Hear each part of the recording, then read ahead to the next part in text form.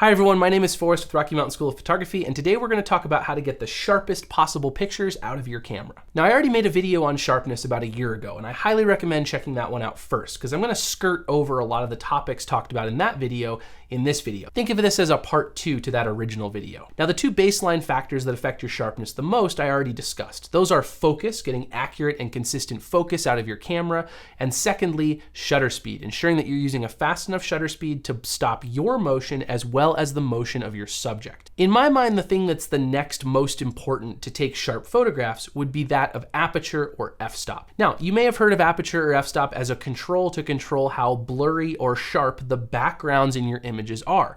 And that's super true. It's a very creative control that we can use to blur backgrounds and foregrounds around our subject. But what's also true about aperture is that the sharpness of the subject is affected by your aperture. If you're wide open, meaning you're using a very low numbered f-stop or low numbered aperture like f1.4, f2, f2.8, you're left with very blurry, nice, soft backgrounds. But also, your subject will not be as crisp as it will be more toward a middle aperture, something like f8 or f5.6.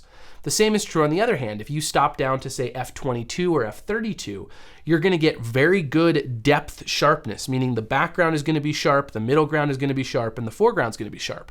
But the subject itself is not going to be as sharp as if you had used one of those aforementioned middle apertures.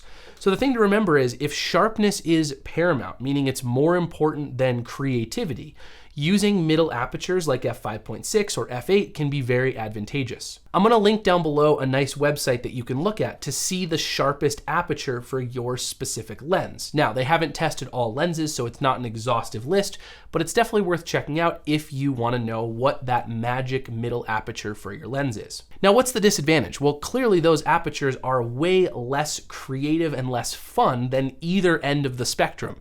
And that's why I say if sharpness is paramount, meaning if you're a product photographer, you're someone who is shooting in a very controlled environment and you don't really care whether you have a super shallow depth of field or a very wide depth of field, then in that case, using a middle aperture can maximize the sharpness that your lens is capable of. And that leads me right into my second thing, which is just how good your lens is.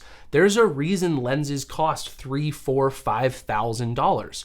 As you spend more money on your lenses, your sharpness across all apertures will get better. Also, generally, as you get more expensive lenses, you get increased aperture ranges. I made a video on this a couple of months ago where we looked at a number of different lenses of the same focal length, and we compared, hey, look, this lens, this 50mm, is available at a $200 price point and a $3,000 price point.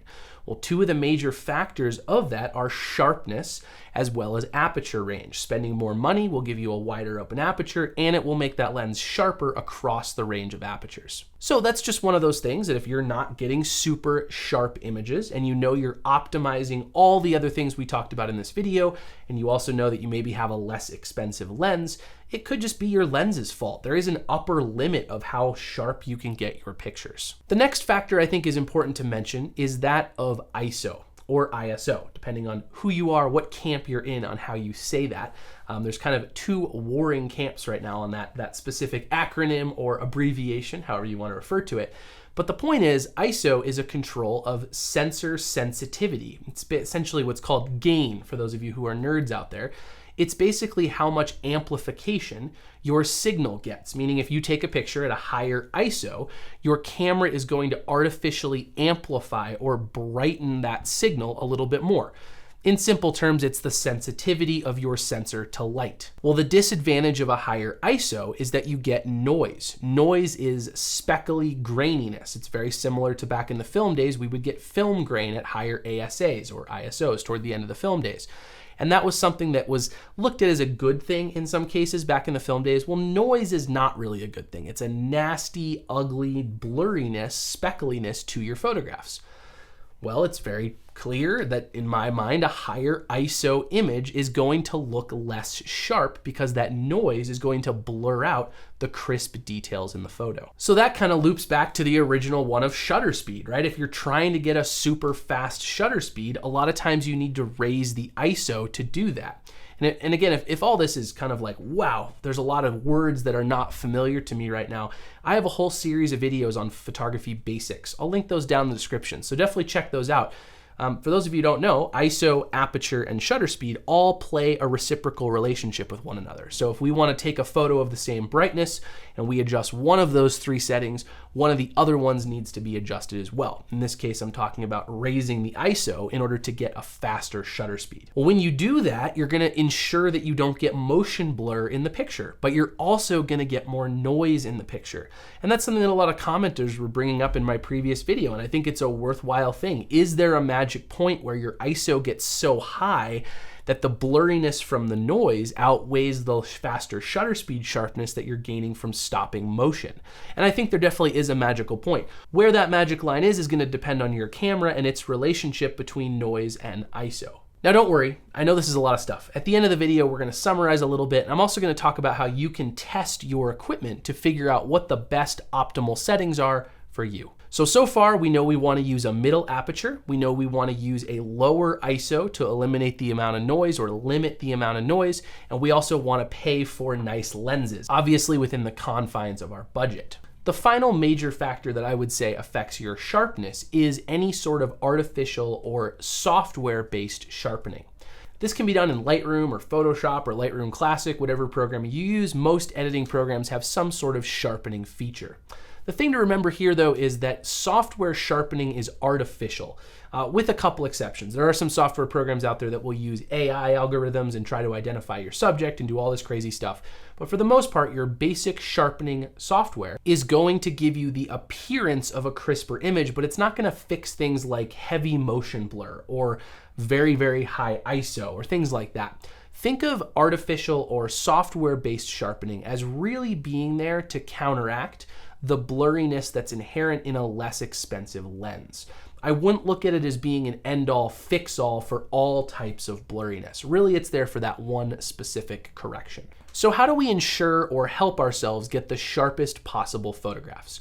Well, again, like I said last video, it starts with focus. Be sure that you're using autofocus or manual focus correctly, that you're using the right focus mode. Maybe you're going to use back button focus. I have a video on that as well as focus and drive mode, so definitely check out our channel to learn more on those. Next, we're going to want to make sure we use a fast enough shutter speed, something that counters our motion as well as the motion of our subject.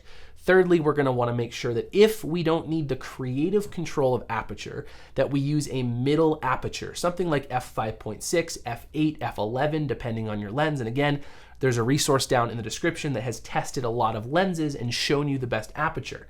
If your lens has not been tested, this is something you can test.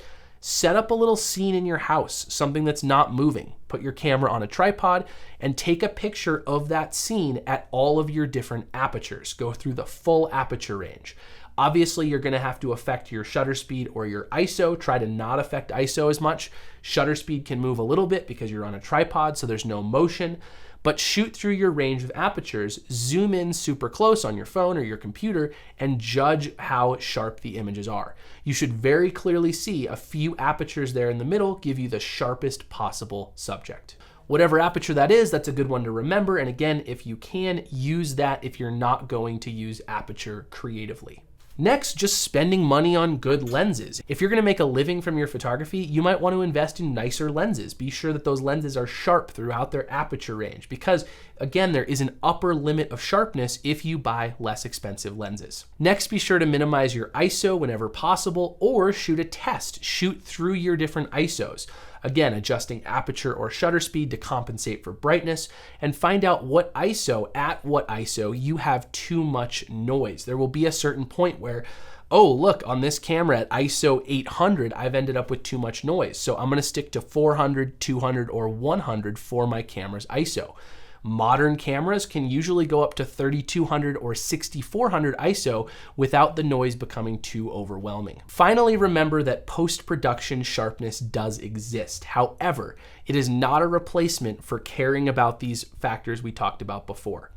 I would much rather focus on all the things we've talked about already and bring a very sharp image into post versus not worrying about any of this stuff and trying to fix it with software, because 9 times out of 10, I would even say 99 times out of 100, it's going to look way better if you fix it and get it right in the camera. I think that about sums it up. That's how we can take all of those different factors, use them all at the same time to create the sharpest possible images. If you guys want to learn more about focusing, definitely let me know down in the comments. There's some more things we could talk about with focusing beyond just focus modes and drive modes. So let me know if that's something that you're interested down there in the comments. If you guys like this video, I'd love you to hit that like button. If you want to follow the channel, definitely hit the subscribe button. We come out with videos every single week. We are a photography school. We teach photography to in-person students. There's 54 students right now above my head learning with us right now in person. We also have online classes, YouTube videos, all kinds of stuff. So definitely check us out down in the description if you want to learn more about our school. I really appreciate you watching, and I hope to see you in a future video. Thanks, everybody.